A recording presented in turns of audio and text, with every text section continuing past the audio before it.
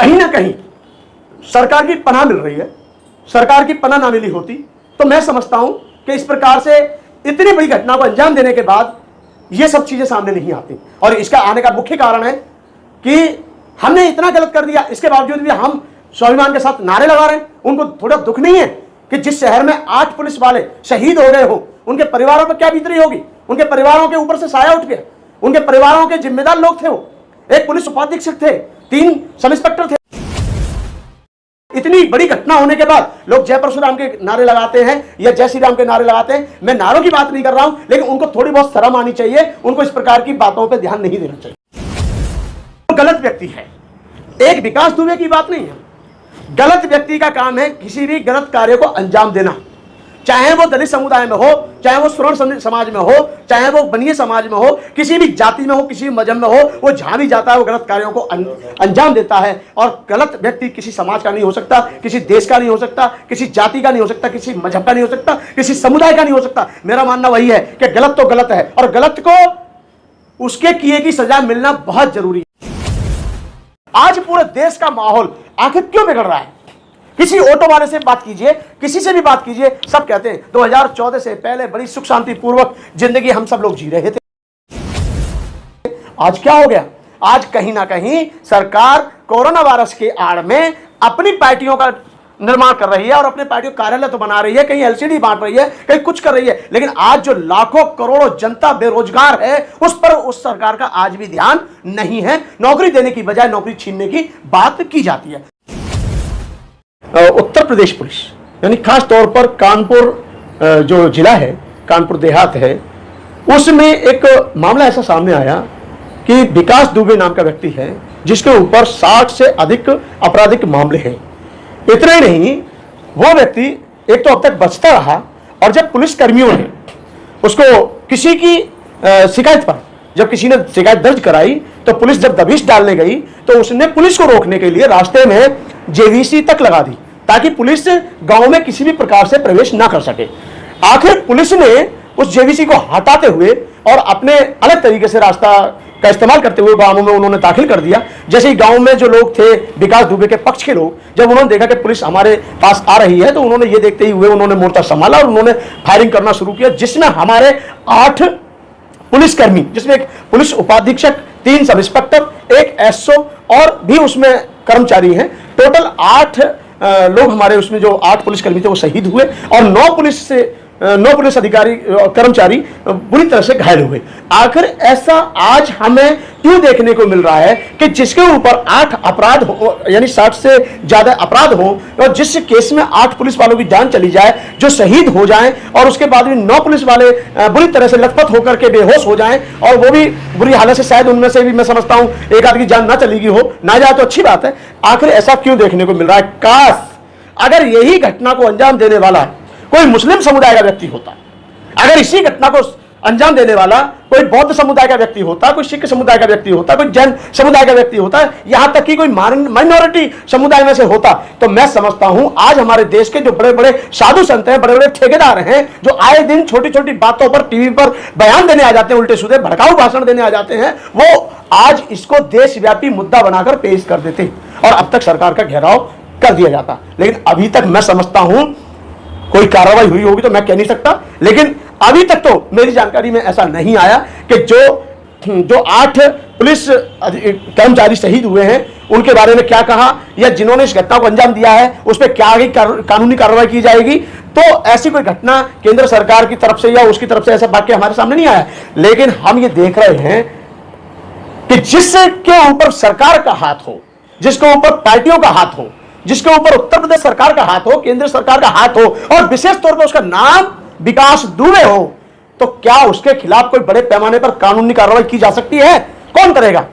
लेकिन मैं समझता हूं क्या होगा, कैसे होगा, यह तो मुझे नहीं पता, परंतु मैं ये कहना चाहूंगा भारत में इस समय कानून व्यवस्था, जहां जहां भारतीय जनता पार्टी की सरकार है वहां पर पूरी तरह से कानून व्यवस्था बिगड़ी हुई है। कोई मान मर्यादा, संविधान की रूपरेखा, संविधान की मान मर्यादा को सब लोग मिट्टी में मिलाकर, संविधान के अधिकारों को मिट्टी में मिलाकर, संविधान में जो अधिकार मिले हैं उन अधिकारों को कुचलकर अपनी मनमानी तरीके से लोग गुंडागर्दी कर रहे हैं। आए दिन दलितों के घर जलाए जाना, आए दिन दलित बेटियों के साथ में बलात्कार करना, आए दिन घटनाओं को अंजाम देना, बड़ी बड़ी घटनाओं को अंजाम देना। लेकिन एक घटना हमारे सामने और आई थी, आपने शायद सुना भी हो, पूरी तरह से टीवी पर हावी हो गए थे सब लोग, पूरा देशव्यापी मुद्दा बना दिया था। बड़े बड़े संतों ने बोलना शुरू कर दिया था।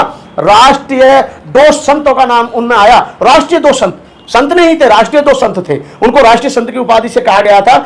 जो पालघर में हत्या हुई थी, हालांकि उसकी निंदा हमने भी की थी। संत हो, बौद्ध भिक्षु हो, फकीर हो, सूफी हो, मौलवी हो, किसी भी प्रकार का या कोई आम व्यक्ति भी हो, किसी भी प्रकार से गलत तरीके से कोई हत्या नहीं की जानी चाहिए और गलत तरीके से किसी के साथ में बदतमीजी या दुष्व्यवहार या संविधान की धाराओं को तोड़ करके कोई अवैध कार्य नहीं करना चाहिए। इन चीजों की तो हम भी मानते हैं। लेकिन जब वो 2 संतों का मामला उठता है तो पूरे देश का मीडिया, पूरे देश के साधु संत, पूरे देश के हमारे धर्मों के ठेकेदार सामने आते हैं और निकल करके कहते हैं कि ये कांग्रेस का हाथ है, उसका हाथ है, इसका हाथ है। लेकिन वो बात नहीं होती जो होनी चाहिए थी।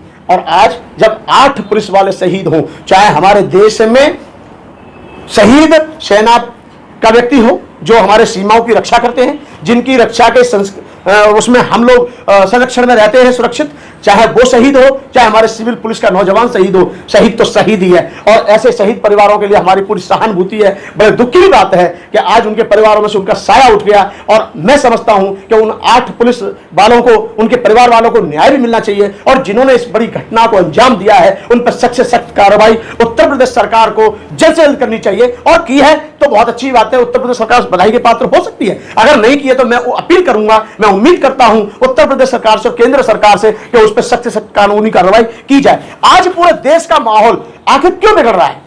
किसी ऑटो वाले से बात कीजिए, किसी से भी बात कीजिए, सब कहते हैं 2014 से पहले बड़ी सुख शांति पूर्वक जिंदगी हम सब लोग जी रहे थे। आज क्या हो गया? आज कहीं ना कहीं सरकार कोरोना वायरस के आड़ में अपनी पार्टियों का निर्माण कर रही है और अपने पार्टियों कार्यालय तो बना रही है, कहीं एलसीडी बांट रही है, कहीं कुछ कर रही है। लेकिन आज जो लाखों करोड़ों जनता बेरोजगार है उस पर उस सरकार का आज भी ध्यान नहीं है। नौकरी देने की बजाय नौकरी छीनने की बात की जाती है। ये मेरे साथियों, मेरे प्रिय देशवासियों, ये कहीं ना कहीं बाबा साहब डॉक्टर अंबेडकर द्वारा बनाया गया भारतीय संविधान वो इन लोगों को नहीं पच रहा है, वो इन लोगों को समझ में नहीं आ रहा है, ये उसको संविधान मानने को तैयार नहीं है। वो कहते हैं कि संविधान में तो संशोधन होते रहने चाहिए, यानी संविधान में उन संशोधनों की बात करते हैं जिसमें मजदूर को न्याय ना मिले, जिसमें मजदूर को रोजगार ना मिले, जिसमें मजदूर को उसका अधिकार ना मिले। उन संशोधनों की बात नहीं करते जिनमें लोग मनमानी करते हैं। हालांकि संविधान में मैं समझता हूं संशोधन करने की कोई आवश्यकता नहीं है। संविधान को पूरी तरह से लागू कर दिया जाए तो मैं समझता हूं पूरे देश को न्याय भी मिलेगा, न्याय व्यवस्था भी मिलेगी और कानून भी मिलेगा, कानून व्यवस्था भी मिलेगी और न्याय प्रणाली सबके ऊपर लागू होगी। मेरा कहने का अभिप्राय यह है कि देश में वर्णवाद व्यवस्था के कारण छुआछूत आज भी बहुत सारी बातें, मैं एक बात कहूंगा, अभी सदगुरु जी का मैं एक बार सुन रहा था। सदगुरु जी कह रहे थे कि बात सही है, अच्छी बात लेना कोई बुरी बात नहीं होती है। मैंने सुना, उन्होंने कहा बाबा साहब डॉक्टर अंबेडकर को लोग इसलिए एक्सेप्ट नहीं करते क्योंकि वो शुल्क कास्ट में पैदा हुए। बिल्कुल ठीक है, मैं समझता हूं, क्योंकि बाबा साहब अंबेडकर कास्ट दूसरे समाज में पैदा हो गए होते तो न जाने बाबा साहब को कब तक प्रधानमंत्री तो छोड़िए, राष्ट्रपति भी छोड़िए और भारत रत्न भी बहुत पहले मिल गया होता। इस विषय पे मैं बात नहीं करना चाहता। मैं ये कहना चाहता हूं कि बाबा साहब अंबेडकर को सिर्फ और सिर्फ लोगों ने दलितों का नेता बनाकर सीमित कर दिया है, जबकि बाबा साहब अंबेडकर हर समाज के नेता हैं, देश के नेता हैं। विदेशों में भी जो हमारे बौद्ध अनुयायी रह रहे हैं और विदेश के जो दूसरे भी हमारे महामहिम राष्ट्रपति जैसे शख्सियत बाबा साहब के बात का और बाबा साहब के कारनामा का लोहा मानते हैं। ये हमारे लिए बड़े फख्र होने चाहिए कि भारतीय संविधान के निर्माता बाबा साहब डॉक्टर अंबेडकर हैं। वो किसी को पचे ना पचे, लेकिन भारतीय संविधान को मिटाने के लिए जो भी कोई कोशिश करेगा वो मिट सकता है, क्योंकि भारतीय संविधान तो स्थायी है, क्योंकि उसमें वो व्यवस्था है हर मानस को, हर जनमानस को बराबरी का न्याय, बराबरी का प्यार, बराबरी का अधिकार दिया गया है। और अधिकार लेना मैं समझता हूं किसी के लिए बुरी बात नहीं हो सकती है। अधिकारों का हनन करके कोई व्यक्ति जब कानूनी कार्रवाई, कानून के खिलाफ काम करता है तो मैं समझता हूं उसके ऊपर कानूनी कार्रवाई की जानी चाहिए। और मुझे पूरा विश्वास है कि जो कानून व्यवस्था तोड़ने का काम और जो कानून व्यवस्था को भंग करने का काम उत्तर प्रदेश सरकार में किया जा रहा है, उत्तर प्रदेश में किया जा रहा है, उसको उत्तर प्रदेश सरकार रोकने का काम करे, दिल्ली सरकार रोकने का काम करे, जहां भी हो, पूरे देश में हो। मेरा कहने का मतलब है, मैं चलते चलते एक बात और कहूंगा लास्ट में, मेरा मानना है कि जो गलत व्यक्ति है, एक विकास दुबे की बात नहीं है, गलत व्यक्ति का काम है किसी भी गलत कार्य को अंजाम देना। चाहे वो दलित समुदाय में हो, चाहे वो स्वर्ण समाज में हो, चाहे वो बनिए समाज में हो, किसी भी जाति में हो, किसी भी मजहब में हो, वो जहां भी जाता है वो गलत कार्यों को अंजाम देता है। और गलत व्यक्ति किसी समाज का नहीं हो सकता, किसी देश का नहीं हो सकता, किसी जाति का नहीं हो सकता, किसी मजहब का नहीं हो सकता, किसी समुदाय का नहीं हो सकता। मेरा मानना वही है कि गलत तो गलत है और गलत को उसके किए की सजा मिलना बहुत जरूरी है, और जिसके साथ हुआ है उसको न्याय मिले, जिसने किया है उसको सजा मिले। मैं ज्यादा ना कहते हुए मेरे देशवासियों, आज आप सावधान हो जाइए फेंकू भाषणों से, जो बहुत दिनों से सुन चुके लोग कान पक चुके। अब पूछना चाहिए सरकारों से कि 2 करोड़ लोगों को रोजगार देने का वादा किया था, उनका क्या हुआ? हमने 5-6 साल गुजार लिए आपके उसी आस में। 15 लाख रुपए देने का वादा किया था, उसका क्या हुआ? अच्छे दिन लाने का आपने वादा किया था, उसका क्या हुआ? बहुत सारे और भी लंबे लंबे वो जुमले थे जिन जुमलों के सहारे हमारे देश की सरकार है बैसाखी के सहारे चल रही है। अगर सच्चाई होती, अगर भारतीय जनता पार्टी ने सही में काम किया है, देश के अंदर बाकी में विकास किया है, तो मैं समझता हूं ईवीएम को हटा करके चुनाव कराना चाहिए, क्योंकि सत्य के लिए तो कोई भी चुनाव जिताने के लिए राजी हो जाएगा। ईवीएम का फिर सहारा लेने के लिए जरूरत क्या है? सबने बैन कर दिया है। मुझे भी पूरी उम्मीद है कि हमारे देश की सरकार भी आने वाले जितने भी चुनाव हैं, चाहे विधानसभा के हो, चाहे विधान परिषद के हो, चाहे लोकसभा के हो, राज्यसभा के हो, वो जितने भी चुनाव होंगे ईवीएम मशीन से कराना चाहिए, क्योंकि भारतीय जनता पार्टी ने बहुत काम किया है। तो जब भी पता चलेगा कि भारतीय जनता पार्टी ने सचमुच काम किया है, तो ईवीएम मशीन के द्वारा चुनाव ना कराने पर भी उनकी जीत हो सकती है। लेकिन ऐसा हो नहीं सकता, क्योंकि ईवीएम के सहारे ही सरकार चल रही है। ईवीएम हटते ही उनकी सरकार जाएगी, इस बात का डर है। मैं यही कहना चाहूंगा, जो पैसा आज हमारे पार्टियों पर खर्च होता है, लोग अननेसेसरी खर्च करते हैं, उसको देश के हित में लगाना चाहिए। मैं इससे ज्यादा ना कहते हुए आप सभी को सादर जय भीम, जय भारत। सर, अब एक सवाल है, यूपी में जो जिस तरफ से अत्याचार बढ़ रहा दलितों पे और भी लोगों पे, तो किसकी सरकार आएगी ये सब रोक सके? किसकी सरकार? मुझे ऐसा लगता है उत्तर प्रदेश में जो वर्तमान हालत चल रहे हैं,